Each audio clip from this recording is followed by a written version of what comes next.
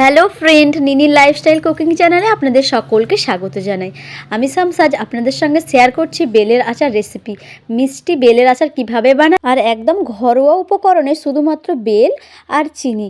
এখানে বেলটা নিয়েছি আধো পাকা, পুরো পাকা হলেও খুবই ভালো লাগে, কিন্তু আধো পাকা বেল হলেও কিন্তু খুব খারাপ লাগবে না, খুব টেস্ট আর খুব একটা ইয়াম্মি করে আপনাদের সঙ্গে বানিয়ে শেয়ার করে দিচ্ছি। বাচ্চা থেকে বড় সকলেরই এই বেলের আচারটা পছন্দ প্রচুর।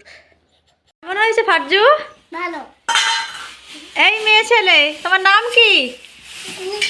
তোমার বেলের আচার কেমন লেগেছে? খুব ভালো। আমার মেয়েদের তো বেলের আচারটা খুবই পছন্দ হয়েছে। আপনাদের কেমন লাগলো জানাতে পারেন। আমি তার জন্য 4টে বড় বড় বেল নিয়ে নিয়েছি। বেলটাকে ফাটিয়ে বেলের কাদটা বার করিয়ে নেব। একটা চামচ দিয়ে সবটা বার করিয়ে নেব। খুবই সহজে আপনাদের সঙ্গে শেয়ার করছি। যারা এখনও পর্যন্ত আমার চ্যানেলটি সাবস্ক্রাইব করে না, নিনির লাইফস্টাইল কুকিং চ্যানেলটি, প্লিজ সাবস্ক্রাইব করে দেন আর পুরো ভিডিওটা দেখার জন্য রিকোয়েস্ট করছি। এই আচারটা যদি 1 বছর রাখতে চান তাহলে কি করবেন, ফ্রিজে রেখে দেবেন।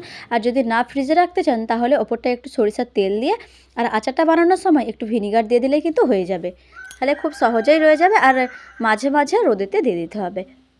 তেলটা দিয়ে দিলাম কড়াইতে তেলটা ভালো করে গরম হয়ে যাবার পর একটা শুকনো লঙ্কা একটু ফোড়নে দিয়ে দিলাম, কালো জিরে 5 ফোড়ন আর কি দিয়ে দিলাম। দিয়ে একটু ভালো করে নেড়ে চেড়ে নেবে, মানে সেন্টটা চারিপাশে বেরিয়ে যাবার পর তারপরে আমি বেলটা যেটা কুড়িয়ে রেখেছিলাম সেটা দিয়ে দেবো। বেলটাকে দিয়ে দেবো, দিয়ে খুব ভালো করে নেড়ে চেড়ে নেবো। খুব যে একটা বেশি টাইম লাগে তা নয়, 5 থেকে 10 মিনিটে কিন্তু এই রেসিপিটা বানানো হয়ে যায়। ঝটফট বাচ্চাদের আবদার কিন্তু মেটানো যাবে। এটা একটু নেড়ে চেড়ে নিয়ে এতে পরিমাণ মতো চিনি দিয়ে দেবো। চিনিটা একটু স্বাদ মতন দিয়ে দেবেন, যে যেমন পছন্দ করেন। আমি এখানে 150 গ্রাম চিনি দিয়ে দিলাম। চিনিটা দেওয়ার ফলে একটু জল বেরাবে, জলটাকেও খুব ভালো করে নেড়ে নেবো। হ্যাঁ, তারপরে আমি কি করছি, এখানে একটুখানি ফুড কালার ব্যবহার করব। আপনারা এখানে ফুড কালারটা স্কিপ করে যেতে পারেন, কারণ আমি এটা ভিডিও বানাচ্ছি তো তাই একটু কালারটা দিলাম। কালার কিন্তু শরীরের পক্ষে খুব ভালো নয়, কালার না দেওয়াটাই বেটার। আমি এখানে লেবুর রস দিয়ে দিলাম এটাকে বেশিক্ষণ রাখার জন্য। ভিনিগারটা হাতের কাছে ছিল না, যারা বেশি দিন রাখতে চান তারা একটু ভিনিগার ব্যবহার করলেই কিন্তু হয়ে যাবে। লেবুর রসটা ভালো করে মিক্স করিয়ে নেব। গ্যাসের ফ্লেমটা একটু লো রাখতে হবে, যতক্ষণ না চিনি থেকে একটু জলটা ছাড়ছে ততক্ষণ পর্যন্ত। আর একটু কালারটা দিয়ে দিলাম, দেখতেই পাচ্ছেন। কালারটা অবশ্যই অপশনাল, দিতেও পারেন না দিতেও পারেন। আর আমার চ্যানেলটিকে যারা যারা সাবস্ক্রাইব করেছেন, যারা বলছেন যে খুবই ভালো লাগছে রেসিপিগুলো, তাদেরকে জানাই অনেক অনেক ধন্যবাদ। এইভাবেই পাশে থাকবেন, আপনাদের সাপোর্টেই কিছু আমার চ্যানেলটি এগাতে পারবে।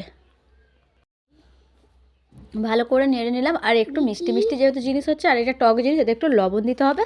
এতে একটু স্বাদ মতো লবণ দিয়ে দিলাম। দিয়ে নেড়ে চেড়ে নিলেই কিন্তু একদম রেডি। এই আচারটা কার কার পছন্দ আমাকে কমেন্ট করে জানাতে পারবেন। আমার কিন্তু বেলের মিষ্টি আচার থেকে আমার একটু টক টক আচার বেশি পছন্দ, যেহেতু বাচ্চারা খাবে তাই আমি একটু মিষ্টি আচারই বানালাম।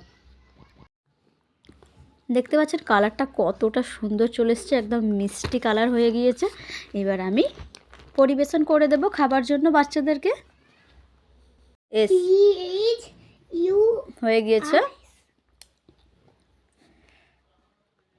এবার দুটো বেলের, যেই বেলটা ভেঙেছিলাম বেলেরই খোসা নিয়ে নিলাম, নিয়ে আমি এতেই দিয়ে দিচ্ছি। দেখুন দেখতে কতটা সুন্দর লাগছে, খেতে খুবই ইয়ামি হয়েছিল, যেহেতু টক টক মিষ্টি মিষ্টি।